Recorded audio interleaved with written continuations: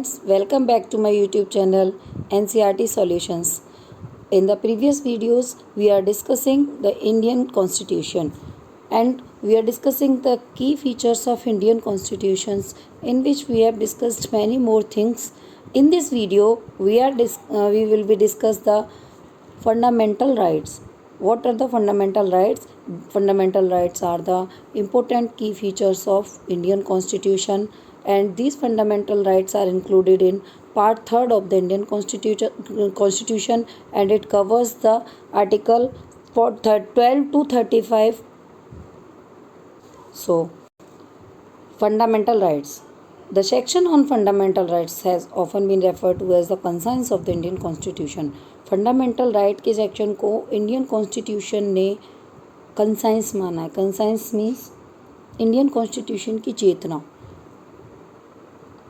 इससे पहले क्या हुआ था कि colonial rule has created a certain suspicion of the state in the minds of the nationalists, and they wanted to ensure that a set of written rights would guard against the misuse of the state powers in independent India.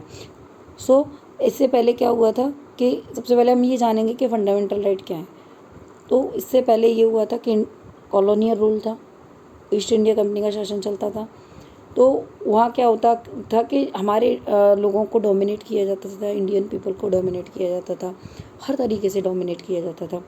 तो हमारे national जो nationalist थे, उनके दिमाग में ये चीज़ आई कि किस प्रकार से अगर हम इंडियन कॉन्स्टिट्यूशन में अगर ये फंडामेंटल राइट को डाल दें तो शायद हमारे पर्टिकुलर एक इंडिविजुअल के राइट्स को सेव किया जा सकता है, उनको एक सेफ गार्ड प्रोवाइड किया जा सकता है. तो इस प्रकार से उन्होंने क्या किया कि इन फंडामेंटल राइट्स को इसमें इंक्लूड किया, जिससे कि एक व्यक्ति स्टेट किसी भी व्यक्ति के राइट्स को वायलेट नहीं कर सकता, एज वेल एज कोई भी इंडिविजुअल व्यक्ति किसी भी व्यक्ति के पर्सनल राइट्स को हानि नहीं पहुंचा सकता. मेन जो ऑब्जेक्टिव था फंडामेंटल राइट्स का वो यही था. So fundamental rights therefore protect citizens against the arbitrary and absolute exercise of power by the state. The constitution thus guarantees the rights of individual against the state as well as against other individuals. तो fundamental citizens के rights को protect करता है किसी भी arbitrary power से. जैसे पहले क्या होता था, ऑटोक्रेसी हुआ करती थी, जो शासन होता था एक राजा के हाथ में होता था और वो अपनी प्रजा को की लाइफ ले भी सकता था और लाइफ उसको दे भी सकता था. तो इस तरीके की पावर अगर स्टेट इस तरीके की एक्सरसाइज कोई भी प्रैक्टिस में लाता है तो उसके अगेंस्ट हम फंडामेंटल राइट का यूज़ कर सकते हैं. इंडियन कॉन्स्टिट्यूशन हमें एक पर्टिकुलर एक इंडिविजुअल को ये गारंटी देता है कि उसको सेफगार्ड प्रोवाइड किया जाएगा फंडामेंटल राइट्स के थ्रू किसी भी स्टेट की आर्बिट्ररी पावर या आर्बिट्ररी पावर के विरुद्ध, या फिर कोई भी इंडिविजुअल किसी के भी राइट्स को वायलेट करता है या स्टेट वायलेट करता है, या कोई भी माइनॉरिटी कम्युनिटीज़ थी उनको भी कॉन्स्टिट्यूशन में अपने राइट्स को सेव करने के लिए फंडामेंटल राइट्स की नीड थी, ताकि वो अपने ग्रुप को मेजॉरिटी ग्रुप के डोमिनेशन से बचा सकें. तो जो कॉन्स्टिट्यूशन है therefore also guarantees the right of minorities against the majority. तो कॉन्स्टिट्यूशन माइनॉरिटीज़ को भी मेजॉरिटी के अगेंस्ट द राइट प्रोवाइड करता है और उनको सेफ गार्ड प्रोवाइड करता है, उस चीज़ की वो गारंटी लेता है. As doctor B R Ambedkar says that fundamental right their objective twofold. B R Ambedkar के अकॉर्डिंग फंडामेंटल राइट्स के दो ऑब्जेक्टिव हैं. First objective is that every citizen must be in position to claim those rights. यानी अगर किसी भी individual को citizen को अगर ये लगता है कि उसके फंडामेंटल राइट्स को वायलेट किया जा रहा है तो वो उसको जुडिशरी में या कोर्ट में जा कर के क्लेम कर सकता है. एंड सेकेंड ऑब्जेक्टिव था कि these rights must be binding upon every authority that has got the power to make law. यानी कि जो दूसरा ऑब्जेक्टिव था इन राइट्स का वो ये था कि कोई भी लेजिस्लेचर अगर लॉ बनाएगी तो उस समय वो पार्ट 3rd में फंडामेंटल राइट्स को ध्यान में रखते हुए लॉ बनाएगी कि किसी भी इंडिविजुअल के अधिकारों का हनन ना हो पाए या उसके अधिकारों को, उसके राइट्स को वायलेट ना हो पाए, इस तरीके का रूल वो बनाएगी. सो these fundamental rights are included in Indian constitution and ये जो फंडामेंटल राइट्स हैं इंडियन कॉन्स्टिट्यूशन के पार्ट 3 में इनको लिखा गया है और आर्टिकल 12 से लेके आर्टिकल 12 to 35 फंडामेंटल राइट्स को कवर करते हैं इंडियन कॉन्स्टिट्यूशन के अंदर।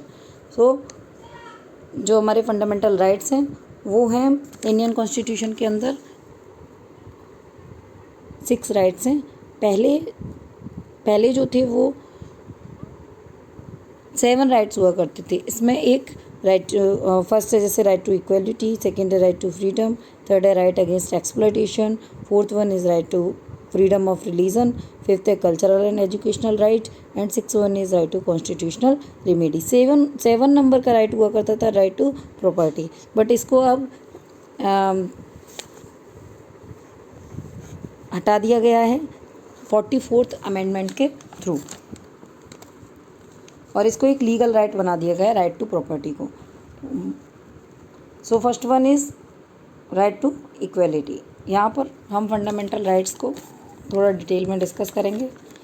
सो राइट टू इक्वलिटी है। राइट टू इक्वलिटी जो है वो आर्टिकल 14 से लेकर 18 तक आर्टिकल राइट टू इक्वलिटी के बारे में बात करते हैं। All persons are equal before the law. Right to equality कहता है कि जितने भी व्यक्ति हैं इंडिया के अंदर वो लॉ के सामने यानी कानून सबके लिए वहाँ पर बराबर होगा। This means that all person shall be equally protected by the law of the country. यानी कानून सबके लिए बराबर है, इक्वली है और जितने भी लॉज हैं वो प्रोटेक्ट करेंगे हर व्यक्ति को, इंडिया के हर व्यक्ति को। It also states that no citizen can be discriminated against on the basis of their religion, caste और सेक्स। यानी इसमें ये चीज़ें स्टेट की गई हैं कि जो इंडियन सिटीज़न हैं उनको किसी भी बेसिस पे चाहे वो रिलीजन के बेसिस पे हो, चाहे वो कास्ट के बेसिस पे हो, चाहे वो सेक्स यानी या वो मेल है या फीमेल है, अपर कास्ट में है या लो कास्ट में, चाहे वो किसी भी रिलीजन से बिलोंग करता है, हर व्यक्ति को इक्वली ट्रीट किया जाएगा कॉन्स्टिट्यूशन के अंदर। Every person has access to all public places including playground, hotel, shops etcetera.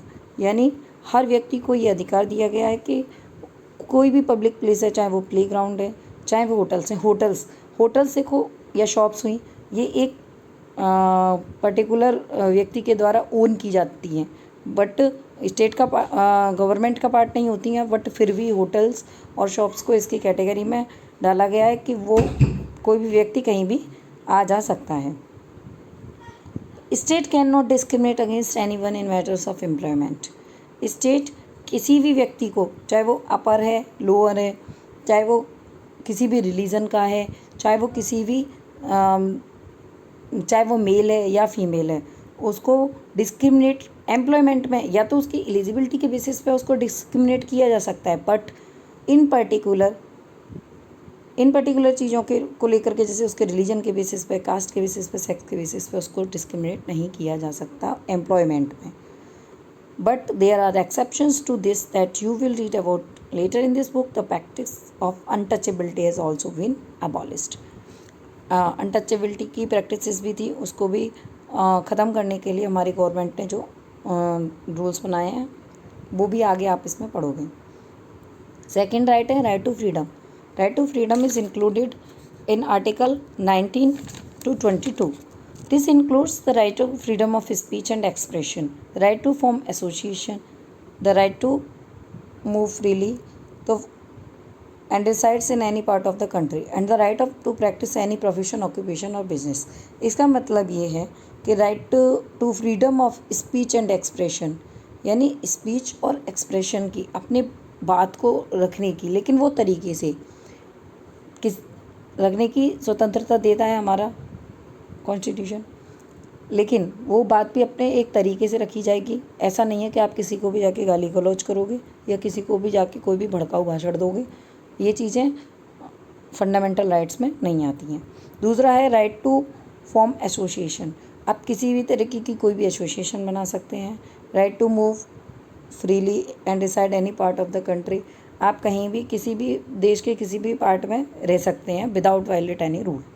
बिना बिना किसी भी रूल को ब्रेक किए हुए आप फ्रीली कंट्री के किसी भी पार्ट में आप रह सकते हो और घूम सकते हो, जा सकते हो, आ सकते हो। And right to practise any profession, यानी मेरा मन, मैं कोई भी प्रोफेशन चूज़ कर सकता हूँ, उसमें मुझे किसी की परमिशन लेने की नीड नहीं होगी। कोई भी ऑक्यूपेशन चूज़ कर सकता हूँ, कोई भी बिजनेस लगा सकता हूँ, चाहे मैं एक रेडी ही लगाऊँ लेकिन मैं उसको लगा सकता हूँ। तो ये सारे राइट्स हैं जो हमें Indian constitution right to freedom में प्रोवाइड करता है। Third right is right against exploitation. The Indian constitution prohibits human trafficking. इसके अंदर दो चीज़ें आती हैं, human trafficking, forced labour and employment of children under 14 years of as.